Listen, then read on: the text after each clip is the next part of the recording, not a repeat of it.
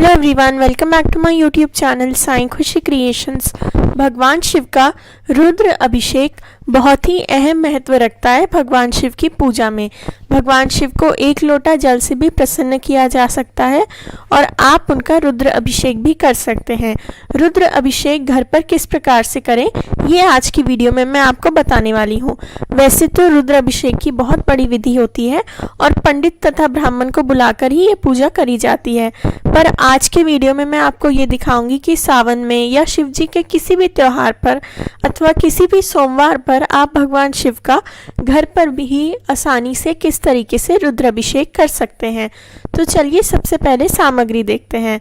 आपको लेनी है एक प्लेट जिसमें आप अभिषेक कराएंगे। प्लेट आपको बड़ी लेनी है, प्लेट या फिर थाली आप ले लें ताकि आपका अभिषेक पूरा हो जाए अच्छे से उसमें।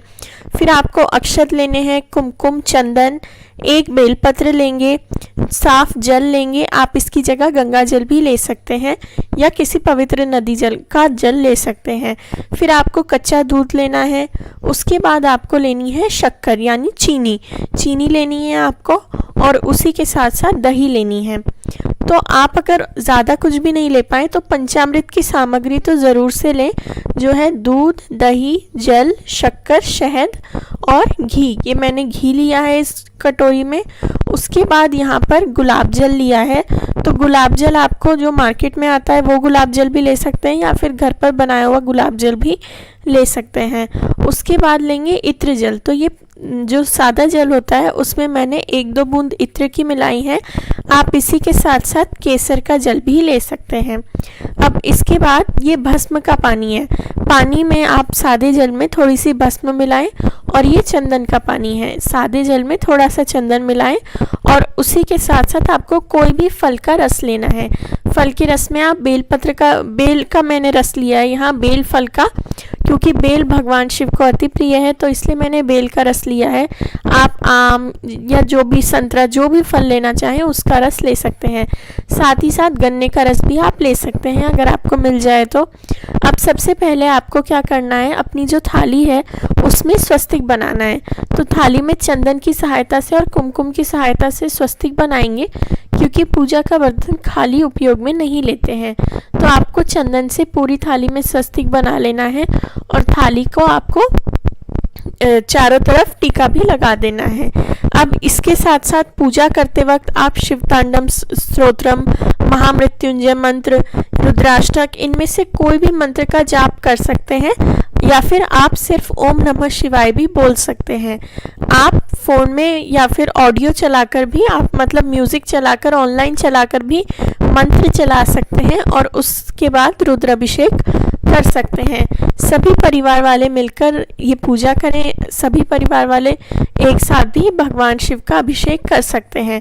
अब अगर आपके पास घर पर शिवलिंग नहीं है तो आप मिट्टी से शिवलिंग बना सकते हैं और उनकी पूजा, आप उनका रुद्राभिषेक कर सकते हैं। तो इस तरीके से थाली में स्वस्तिक बना लिया है। अब इस पर रखेंगे थोड़े से अक्षत और उसके बाद एक कटोरी उल्टी करके रखेंगे। कटोरी मैं इसलिए रख रही हूँ ताकि जो हमारी शिवलिंग है वो ऊपर को ही रहे। आप डायरेक्ट प्लेट में भी बैठा सकते हैं, पर अगर आपने माटी के शिवलिंग बनाए हैं तो ऐसे कटोरी पे रखकर ही विराजें, वरना बीच में ही रुद्राभिषेक करते हुए ही खंडित हो जाएंगे, मिट्टी घुल जाएगी। इसलिए आप जब अगर मिट्टी के बना रहे हो तो ऐसे कटोरी ऊपर रखें, उनके ऊपर शिवलिंग को विराजित करें। बेलपत्र रखना है आपको और बेलपत्र के ऊपर शिवलिंग को विराजित करेंगे। अगर आपके पास बेलपत्र नहीं हो तो फिर आप सिर्फ चावल नीचे रखे ही हैं तो उतना भी पर्याप्त होगा। आप थोड़े से अक्षत अर्पित करेंगे भगवान शिव पर, शिवलिंग पर अक्षत चढ़ाएंगे इस प्रकार से, और अक्षत जो है वो टूटे हुए नहीं होने चाहिए, साबुत चावल आपको लेना है। उसके बाद आपको जल अर्पित करना है। तो जल अर्पित करने के बाद अब हम दूध अर्पित करेंगे। तो दूध आपको कच्चा दूध, गाय का दूध लेना है। तो इस तरीके से जल चढ़ाने के बाद आपको जल चढ़ाकर दूध अर्पित करना है।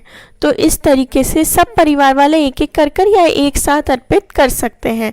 तो ओम नमः शिवाय बोलते हुए जल अर्पित करें, फिर दूध अर्पित करें। आपको जो भी मैंने सामग्री इसमें दिखाई है वो सब आसानी से ही अपने घर पे मिल जाएगी।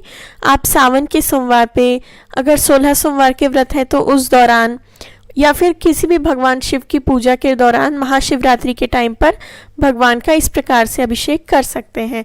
फिर दही चढ़ाएंगे, दही चढ़ाने के बाद शहद अर्पित करेंगे और शहद अर्पित करने के बाद घी चढ़ाएंगे। ज़्यादा क्वांटिटी में नहीं चढ़ाना है, आप थोड़ा थोड़ा ही सामान चढ़ाएं और इस तरीके से घी चढ़ा देंगे। घी के बाद शक्कर चढ़ाएंगे ताकि जो शिवलिंग है उन पर चिकनाई ना रह जाए, क्योंकि और घी आप कम मात्रा में चढ़ाएं, घी ज़्यादा मात्रा में ना चढ़ाएं। तो घी चढ़ाने के बाद अब शक्कर यानी चीनी अर्पित करेंगे। तो इस तरीके से चीनी चढ़ा देनी है आपको और चीनी चढ़ाकर आप चाहें तो चीनी को पूरे अच्छे तरीके से शिवलिंग पर लगा भी सकते हैं और उससे सारी चीज़ें मिलाकर फिर सादे जल से एक बार फिर से अभिषेक कराएंगे। तो इस तरीके से अब सादे जल से शिवलिंग का अभिषेक करा लेंगे। अब सादे जल से अभिषेक कराने के बाद आगे जो चीज़ें हैं उनसे अभिषेक कराएंगे। आप घंटों तक भी, जब तक रुद्राष्टक चले या महामृत्युंजय मंत्र चले, तब तक आप भगवान शिव का अभिषेक कराते रह सकते हैं। इसके बाद आपको मैं यहाँ पर गुलाब जल अर्पित कर रही हूँ। तो गुलाब जल या फिर किसी भी फूल का रस आप चढ़ा सकते हैं, किसी भी फूल का जल अर्पित कर सकते हैं। साथ ही साथ जल में थोड़ी सी केसर की पंखुड़ी आप भिगो दें तो वो केसर जल हो जाएगा, उसे भी आप अर्पित कर सकते हैं। अब इसके बाद इत्र जल चढ़ाएंगे। इत्र जल चढ़ाने के बाद इत्र भी कम मात्रा में लेना है, क्योंकि अगर आप ज़्यादा इत्र मिला देंगे पानी में तो फिर वो खुशबू रह जाएगी। तो अब भस्म का पानी अर्पित करेंगे। पानी में थोड़ी सी भस्म मिक्स कर लेनी है और उसके बाद उससे भगवान शिव का अभिषेक कराना है। तो यहाँ पर मैंने भस्म का जल जो है वो अर्पित कर दिया है। महाशिवरात्रि के दिन भगवान का हल्दी से भी अभिषेक करा सकते हैं, पर महाशिवरात्रि के अलावा बाकी अगर आप अभिषेक करा रहे हैं तो आपको हल्दी नहीं चढ़ानी है। तो अब इस तरीके से जैसे हमने भस्म का पानी बनाया था वैसे ही सेम तरीके से भगवान शिव पर चंदन का जल अर्पित करेंगे, चंदन का पानी चढ़ाएंगे। तो ओम नमः शिवाय बोलते हुए आप अपनी पूजा करें या फिर रुद्राष्टक चला सकते हैं। साथ ही साथ आप अब जो क्या करेंगे तो उसके लिए क्या करेंगे, अब जो आपने चंदन के पानी से अभिषेक कराने के बाद अब आप जो भी फल के रस से अभिषेक कराएंगे वो अलग प्लेट में बैठा के भगवान को करा लेंगे।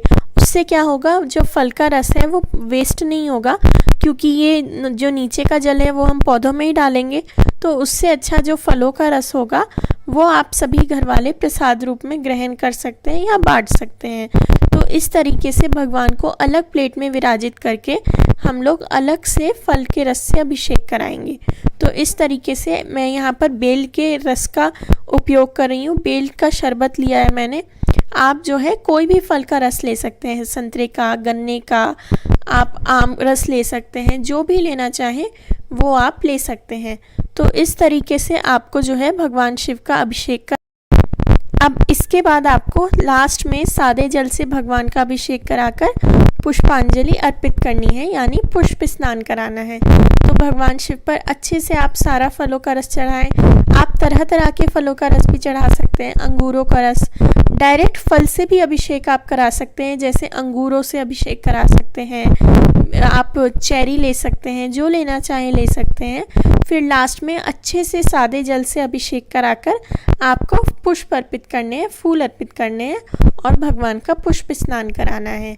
उसके बाद आपका रुद्राभिषेक पूर्ण हो जाएगा और इस दौरान आपकी जो पूजा में आप धूप जला सकते हैं, साम्रानी जला सकते हैं, कोई भी खुशबू वाली चीज़ आप धूप अगरबत्ती जला के रख सकते हैं। तो लास्ट में पुष्प अर्पित करने के बाद सादे जल से अच्छे से अभिषेक कराकर भगवान को पूजा स्थान पर विराजित करके पूजा करें। पूजा में आप पूजा किस प्रकार से करनी है उसका वीडियो भी आपको मेरे चैनल पे मिल जाएगा, तो आप जाके देख सकते हैं। Thank you very much for watching. Please like, share, subscribe. Thank you.